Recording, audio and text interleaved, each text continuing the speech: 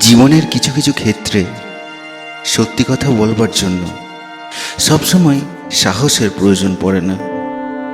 কিছু কিছু ক্ষেত্রে একটা মানসিকতারও প্রয়োজন পড়ে। একটা মিথ্যে কথা, শুধু একটা মিথ্যে কথা, একটা মানুষের জীবন নষ্ট হয়ে যাওয়ার জন্য যথেষ্ট।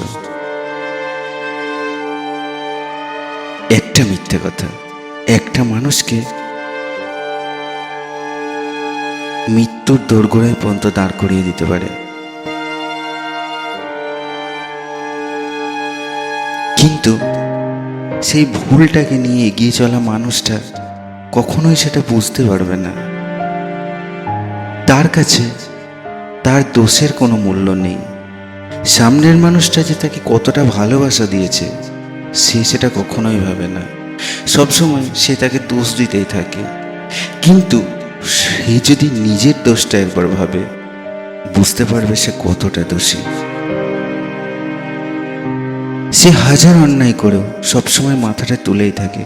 কখনো সে মাথাটা হিট করতে পারে না, মানে সত্যকে সে স্বীকার করতে পারে না যে আমি মিথ্যাবাদী।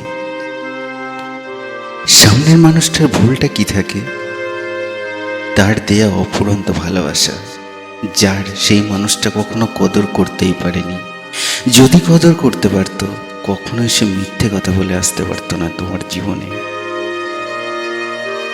সে যে মিথ্যাবাদী, সে যে স্বার্থপর, নিজের স্বার্থ ছাড়া সে কখনোই বোঝেনি। তুমি যদি খুব ভালো করে দেখো, তার পেছনেও তার কোনো স্বার্থ ছিল, অন্যায় ছিল। কিন্তু এই মিথ্যে যাওয়া আসার মাঝে কিছু আঘাত জীবনকে চরম শিক্ষা দিয়ে যায়, বা সেই শিক্ষাকে অনুভব করায় জীবনের চরম সত্যকে। হয়তো তা থেকে উপকারও হয়। তোমার জীবনের ভুল পথ চলাকে তুমি ঠিক করে নিতে পারো। মানুষ চিনতে শিখে যাও, সব থেকে বড় প্লাস পয়েন্ট সেটা। তারপরে তোমার জীবন ছন্দটা পাল্টে যায়। তুমি একটা বিশেষ সাহসী মানুষে পরিণত হও, যার কারোর প্রতি কোনো আশাও থাকে না, ভরসাও থাকে না, বা কিছু না থাকে কিছু আশা। মিথ্যাকে মিথ্যা, সত্যকে সত্য বলতে কোনো অসুবিধা হয় না। এটাই তার চরম বিশেষত্ব।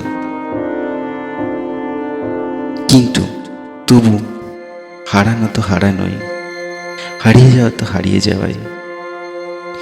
এই বিশ্বাস ভাঙা এতটাই ভয়ঙ্কর মর্মান্তিক যে তা মৃত্যুর সমান হয়ে যায়। সে নিশ্চিন্তে আগের মতো আর ঘুমাতে পারে না। টেনশন আর যন্ত্রণায় রাত কেটে যায় তার, দীর্ঘ নিঃশ্বাস ফেলতে ফেলতে। একটা সময় পরে তার আর চোখেও জল আসে না। তার কাছে পৃথিবীটা একটা নতুন হয়ে যায়।